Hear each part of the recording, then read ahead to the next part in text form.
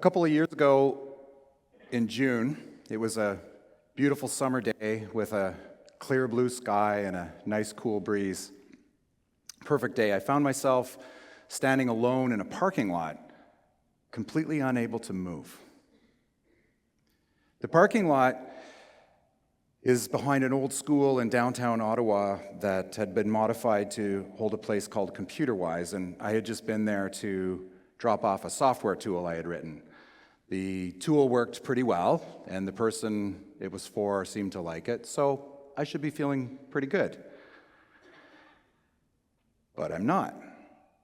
The feeling I was feeling was so profound that I found myself standing there in the parking lot just trying to figure out exactly what it was. Could it really just be as simple as this immense feeling of satisfaction? What was different about this tool? What was different about this experience? So we'll come back to the parking lot a little later. Let me tell you the story of how I got there. My name is Scott Bulbrook. I'm from Canada, and I'm a tech guy, a chip guy to be more exact. Deep down, I'm sort of an inventor, a designer and a builder. I've made things like the electric banjo and the retractable lake steps, the musical teleprompter, and some silly ones like the happy foot soak or the Raptor system, and my all-time favorite, shorts over pants. My friends and family joke around and tease me a little bit about that, and I always just smile and say, well, look, I'm just trying to make the world a better place. It usually gets them to stop teasing. But it does make you think, make the world a better place. Better how? Better for who? Someone who sort of gets me suggested that I look into joining the Tetra Society. Tetra is an organization that matches people like me with people in need of highly specialized assistive devices, usually because of some unique combination of abilities and desired activity. An avid canoeist loses a limb in an accident, so Tetra would make a special paddle. I know a woman who's an avid traveler, and she bought some special wheelchair luggage, but the latch was too hard to work, so we modify it to work properly. I've got to work on some really cool projects and meet some awesome people. It was Tetra that hooked me up with another place called ComputerWise, the place with the parking lot. Now, it's hard to put into words how awesome ComputerWise is. It's in this modified school. It's the most accessible place you can imagine. Everything is level. There's automatic opening doors. Inside, it's set up like a regular office. There's cubes and computers, and the job coaches there help people work with their computers. Things like eye gaze detectors or foot-controlled mouses, special keyboards. It's wonderful. Typical day, people show up on paratranspo, get going on their job, coffee breaks, lunch there is great. Little more work, home on paratranspo. Fantastic place. So Tetra sent me there to meet a client named Steve and a job coach named William. Now, the first time I went to ComputerWise, I was terrified. I was at great risk of saying or doing something terribly inappropriate.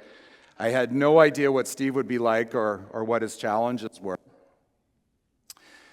We met Steve and William and did the usual awkward chit-chat, and William started to explain to me what was going on. Steve has a hard time using his muscles. He gets around in a power wheelchair. He can type slowly but surely using a special keyboard.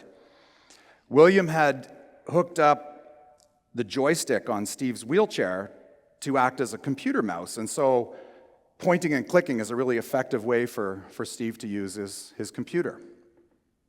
Steve doesn't speak. He communicates using a thing called a blissboard, which is basically a big piece of cardboard with a bunch of words and the alphabet on it. And during those first few minutes, Steve used the blissboard to ask, had we met before at a Tetra ComputerWise meeting. William had to act as translator because it's a bit tricky to figure out what Steve's saying on his bliss board. I said no, I'd been away in Vancouver on a business trip. William continued on with his idea. Steve had tried some rather expensive speech synthesis tools. And when I say speech synthesis tool, think Stephen Hawking. And when I say expensive, think about a car. He hated them. They were useless. They made it a little bit easier for people to understand Steve, but the words were in different places. It was too hard for him to work it. And so William's idea was, could Scott build an electronic version of Steve's bliss board? While we were sort of looking at the board and I was taking these pictures, you see, and I was thinking about the project, suddenly Steve grabbed my arm. And he pointed at two words on his board, "Why jet?" So I managed not to panic. I thought, are you asking me about my business trip to Vancouver? Two bangs. That means yes. Now, in a way, this was Steve's first input on this tool and how it should work.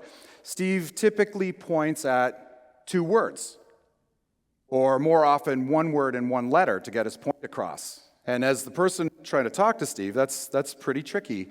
And he's upside down, and you have to keep track of the conversation and what he might be asking you about. Why jet? Bit of a lucky guess. Well, what was I doing in Vancouver?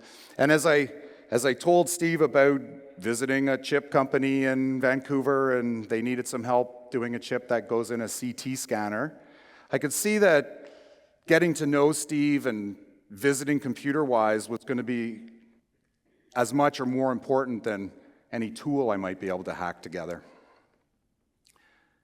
Much later, William told me that when he and Steve are talking about me and I'm not around, Steve points to Man S. So I made myself a t-shirt.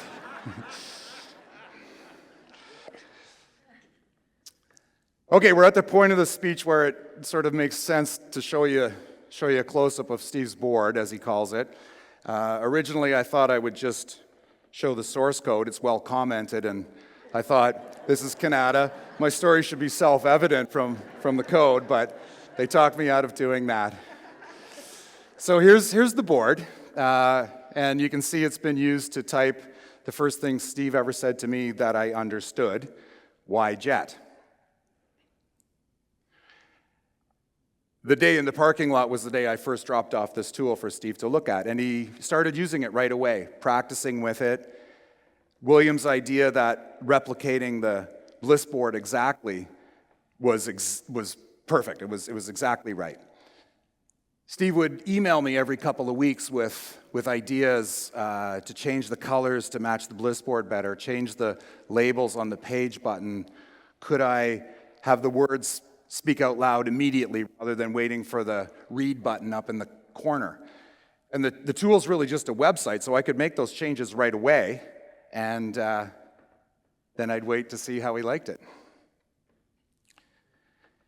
One thing you might have noticed that's a little different from his actual bliss board is there's no pictures on the software tool. I was having a real struggle trying to download enough pictures to match the words and get them on the buttons in a way that they didn't obscure the text. And so I finally wrote Steve an email apologizing for the delay, and he wrote me back and said, "Oh, I don't need those pictures." Now, everybody involved with the project thought the pictures were critical. So, we all learned something about Steve, and that was a nice surprise. One day I got an email, and I could see from the use of lowercase and uppercase in the words that were in Steve's email, he'd used the tool to write the email. I got a hold of William right away, and sure enough, Steve had figured out that it was way easier for him to write an email using the tool. So we immediately added a copy and paste button to make it easier still. A completely new and unexpected use for the tool that's really become more important than the original purpose. The email feedback started coming more quickly too, and the development accelerated. Plus, Steve and I started adding a little more chit-chat. So here's me telling Steve I'd been away on another business trip, this time to Quebec City, and he's asking me how was it he'd like to go there, and what's the wheelchair accessibility like in old Quebec. Another thing I noticed about Steve's Blissboard was that to a certain extent the words on the board were oriented towards getting through the day. I need such and such, and maybe not so much to having a conversation. So I thought, I'm going to add some buttons where Steve can actually program the word himself. Source code for that is really good, but I can't show it. Here's Steve using the tool, and it's a close-up, and he's plugging a radio station. So me and William and Steve, the guy who can't talk, we're on the radio together. The DJ, Jeff LaRock at CKCU, sent us the script and the questions he was going to ask Steve way ahead of time. And Steve took his time programming the buttons so that when the day came, all he had to do was press the one button to say the whole sentence. It was an awesome adventure and yet another completely unexpected use for the tool. I emailed Steve to say, boy, that was fun. He emailed me back and said, it was. Do you know anybody on TV? Now, unbeknownst to us, someone actually heard that radio show and sent our name into the 6 o'clock news, and Joel Haslam came, and we actually got on TV as well. So that was super fun. I think the three of us are probably going to work on this tool forever. We're currently trying to get a version going on a tablet so that Steve can have it on his wheelchair as a portable version. We're improving the assign function and making emails easier. We're fooling around with predictive text. So right now, when he types one word in one letter, the tool pops up a bunch of words that start with that letter, just in case the person can't figure it out. We'll see where that goes. William's doing most of the coding now, and we're going to start using the tool with other clients at ComputerWise. So let's go back to the parking lot. It was a cool project, and the tool's really neat. But the message that I'm really trying to convey is this. I was so lucky to find a way to take my passion, the thing I would have been doing anyway, and just do that thing in a way that helped someone else, and in a small way made their world a better place. And the result was so moving and so uplifting. It was the most amazing experience. And I come back to this parking lot often, either literally, I go visit Steve and William and work on other Tetra projects, or metaphorically, where I'm anxious or stressed and I think about that wonderful feeling and how I can just do this and feel this way. And it doesn't have to be a fancy tool. It doesn't have to be anything more than having lunch with someone or reading a book or going for a walk. I think, I invite you all to do it and join me here in this parking lot and make the world a better place. Thank you.